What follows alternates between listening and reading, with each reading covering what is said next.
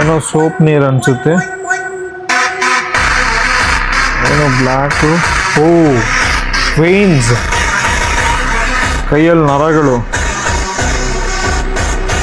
Tattoo ಹಾಕೋರು ಅದನ್ನ. ಈ ರೀತಿ ವೇನ್ಸ್ ಕಾಣೋದಕ್ಕೆಲ್ಲ ಟ್ಯಾಟು ಅಲ್ಲ ಬೇಡ, ಯೂಸ್ಲೆಸ್. ಹೇಗ್ ಬರುತ್ತೆ ಹೆಂಗ್ ಬರುತ್ತೆ ಅಂತ ಹೇಳ್ತೀನಿ, ವಿಡಿಯೋ ಸೇವ್ ಮಾಡ್ಕೊಳ್ಳಿ. ನಿಮ್ ವೈಫ್ ಗರ್ಲ್ ಫ್ರೆಂಡ್ ನೋಡಿ ಫುಲ್ ಶಾಕ್ ಆಗ್ಬಿಡುತ್ತೆ. ನಿಮ್ಮ ಬಾಡಿಲಿ ನರಗಳು ವೇನ್ಸ್ ಕಾಣದೆ ಯಾವಾಗ ಬಾಡಿ ಫ್ಯಾಟ್ ಪರ್ಸೆಂಟೇಜ್ ತುಂಬಾ ಕಮ್ಮಿ ಇರುತ್ತೆ, ಬ್ಲಡ್ ಫ್ಲೋ ಜಾಸ್ತಿ ಇರುತ್ತೆ, ಅವಾಗ್ಲೇ ಕಾಣೋದು. ಸುಮ್ನೆ ಇದ್ದಾಗ್ಲೂ ಕಾಣ್ಬೇಕು ಅಂದ್ರೆ ಬಾಡಿಲಿ ಫ್ಯಾಟ್ ಪರ್ಸೆಂಟೇಜ್ ತುಂಬಾ ಕಮ್ಮಿ ಇರಬೇಕು. ಬಟ್ ಅದೇ ವರ್ಕೌಟ್ ಮಾಡ್ಬೇಕಾದ್ರೆ ಯಾಕೆ ಕಾಣುತ್ತೆ ಅಂತ ಗೊತ್ತಾ? ವರ್ಕೌಟ್ ಮಾಡ್ಬೇಕಾದ್ರೆ ವೇನ್ಸ್ ಸಕ್ಕದಾಗಿ ಕಾಣದೆ, ನಾವು ವರ್ಕೌಟ್ ಮಾಡೋ ಟೈಮ್ ಅಲ್ಲಿ ಮಸಲ್ಗೆ ಬ್ಲಡ್ ಫ್ಲೋ ಮತ್ತೆ ಆಕ್ಸಿಜನ್ ಜಾಸ್ತಿ ಬೇಕು, ಅವಾಗ ವೇನ್ಸ್ ಎಕ್ಸ್ಪ್ಯಾಂಡ್ ಆಗುತ್ತೆ, ಅದಕ್ಕೆ ಅಷ್ಟು ಚೆನ್ನಾಗಿ ಕಾಣೋದು.